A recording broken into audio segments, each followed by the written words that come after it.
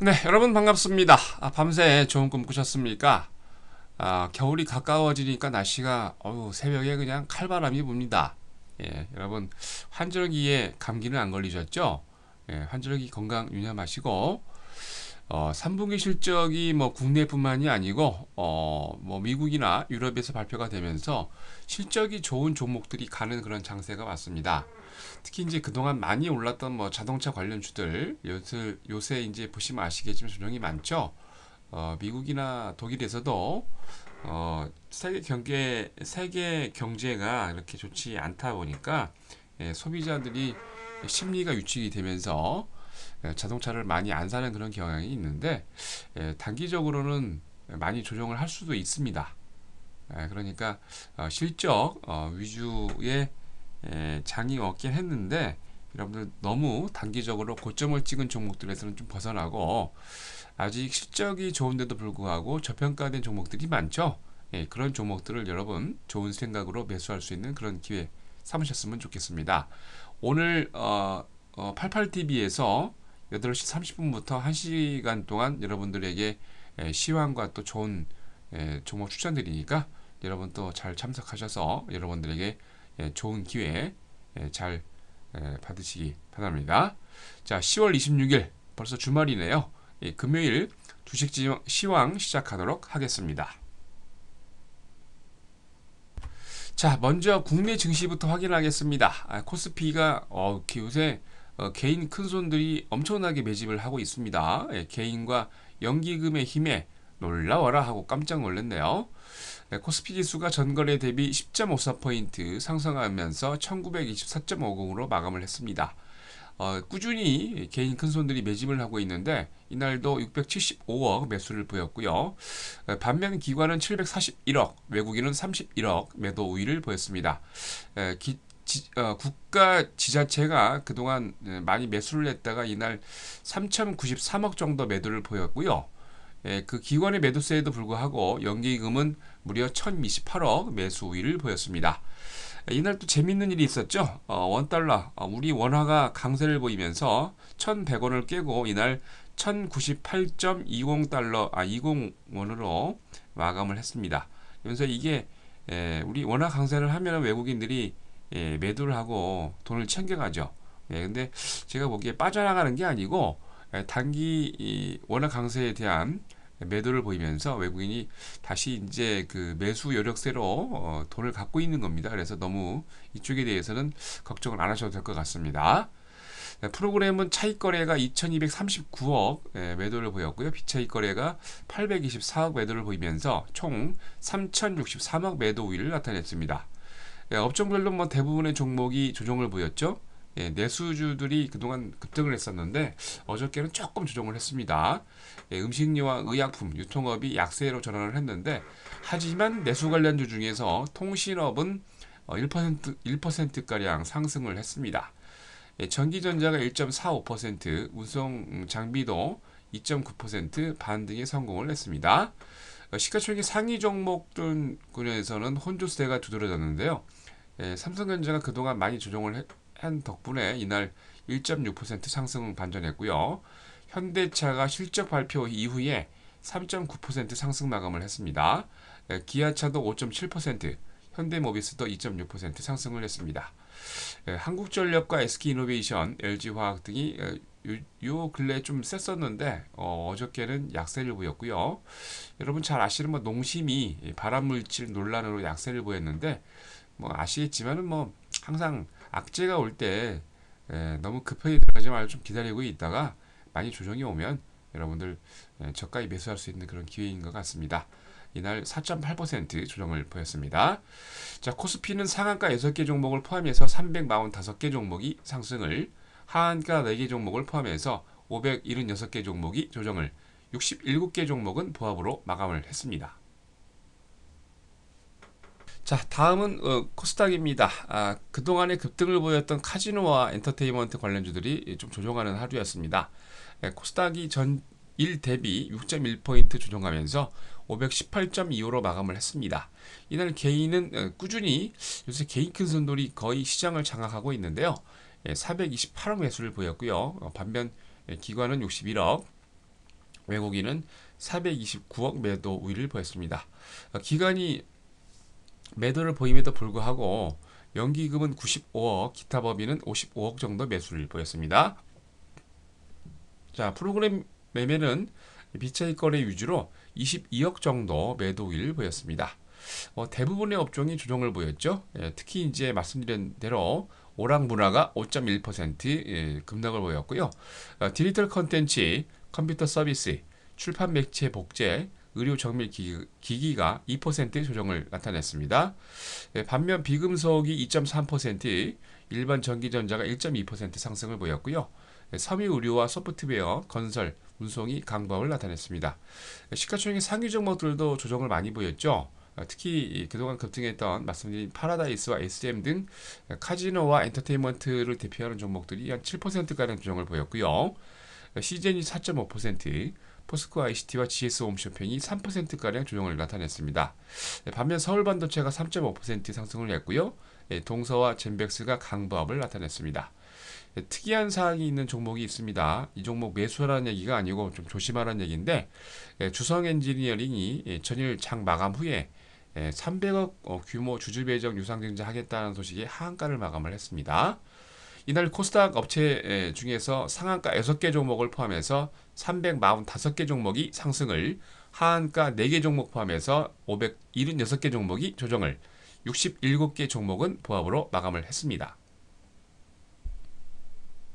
자, 다음은 미국입니다. 역시 실적이 좋은 종목이 최고죠. 몇 개의 기업이 실적 발표를 했는데 실적이 호조로 발표되면서 지수까지 끌어올리는 그런 역할을 했습니다. 하지만 개장 후에 발표된 미결 주택 판매 지표가 좀 기다 이하였죠. 그래서 이제 거기다가 신용평가사 피치가 미국 신용등급을 강등하겠다 하는 뭐 루머가 돌았는데 결국 해프닝으로 끝나면서 투자 심리가 조금 위축되긴 했습니다. 다우가 전날 대비 26.34포인트 상승하면서 13,103.68을, S&P 500도 전일보다 4.2% 상승하면서 1,412.97을, 나스닥도 4.42% 상승하면서 2,986.12로 마감을 했습니다. 미국의 국채가 바닥에 나는 인식이 팽팽합니다. 그래서 이제 시카고의 CBOE 5년 만기 국채가 9.4%로 폭등을 했고요. 10년 만기도 2.9%, 30년 만기도 1.6% 상승 마감을 보였습니다. 미국도 카지노 관련 업종이 상승을 보였는데요. 다우존스 카지노 지수가 3.9% 상승 마감을 했고요. 그동안 금 관련 업종이 계속 우상향하고 있는데 이날도 또 상승 마감을 했습니다.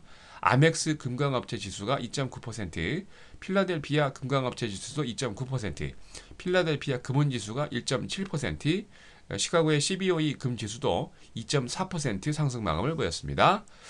프록트 앤 갬블이 기대 이상의 3분기 순이익을 발표하면서 무려 2.9%가 상승한 70달러 7센트로 마감을 했습니다. 코너커필립스도 3분기 실적이 견조하게 발표를 했는데요. 이로 인해서 2.1% 상승을 했습니다.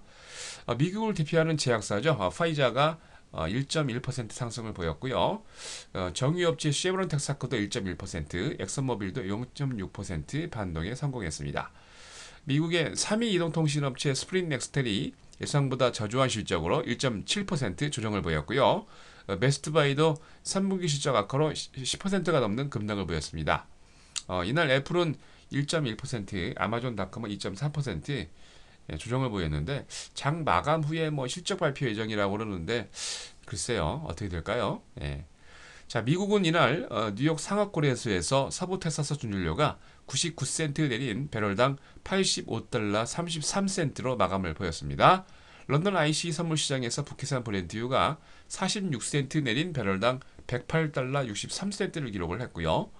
뉴욕 상품거래소에서 금선물 가격이 5달러 80센트 오른 온스당 1713달러를 마감을 했습니다. 자, 다음은 유럽입니다. 역시 3분기 실적 양호한 회사 덕분에 상승 반전에 성공을 했습니다. 범유럽권 스탁스 유럽 600 지수가 전날 대비 0.7포인트 상승하면서 270.23으로 마감을 했습니다. 영국의 푸티맥 지수가 전날보다 0.27포인트 상승하면서 5,805.05로 마감을 했는데요. 영국 통계청에서 3분기 국내 총생산이 전분기 대비 1% 증가했다 발표를 했고요. 이 발표 지수는 2008년 금융위기 이후에 전개된 더블 딥 리세션, 쉽게 얘기해서 주가 그 경기가 하락하다가 다시 상승 반전하다가 다시 조정이 들어간다는 그런 게 바로 더블 딥 리세션인데 그 탈출을 했다는 아주 좋은 본보기로 보여집니다. 독일의 닥스 성금 지수도 전날보다 7.3% 조정하면서 7,200.23으로 마감을 보였습니다.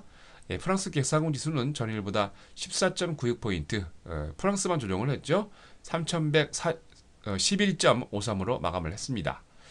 유럽에서 세계 2위 생활업체인 유니레버가 3분기 매출이 전년 대비 5.9% 증가했다고 발표를 했는데 예상치인 5.3%를 크게 상회하면서 무려 2.9% 상승했습니다. 이로 인해서 많은 그 유럽의 지수들이 덩달아서 올랐는데 이는 3개월 만에 최대 상승폭이네요. 세계 최대 종합화학기업인 독일의 바스프도 3분기 실적 시장 전망을 상회하면서 1.1% 상승을 보였습니다.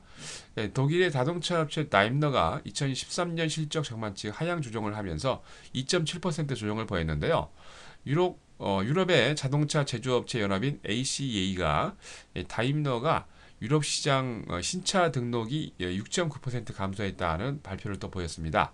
그리고 중국 시장에서 아우디보다 점유율이 하회하면서 중국 고급차 시장 경제 악화에 가격 인하까지 겹쳐서 이런 일들이 벌어지고 있는데 여러분들 지금 보시면 뭐 세계 경제가 지금 바닥이긴 합니다만 긴축 재정과 약간 이제 소비자들이 소비 심리가 위축되는 그런 일이 있기 때문에 자동차 종목들이 그렇게 실적이 금년 뭐 현대차나 기아차 같은 경우에 굉장히 높게 나타났지만 내년 전망이 그렇게 밝지는 않죠. 그러니까 그런 걸 좀 염두에 두고 자동차 종목들은 좀 비중을 줄이시는 게 이미 작년부터 말씀을 드렸는데 잘 유념을 하셨으면 좋겠습니다.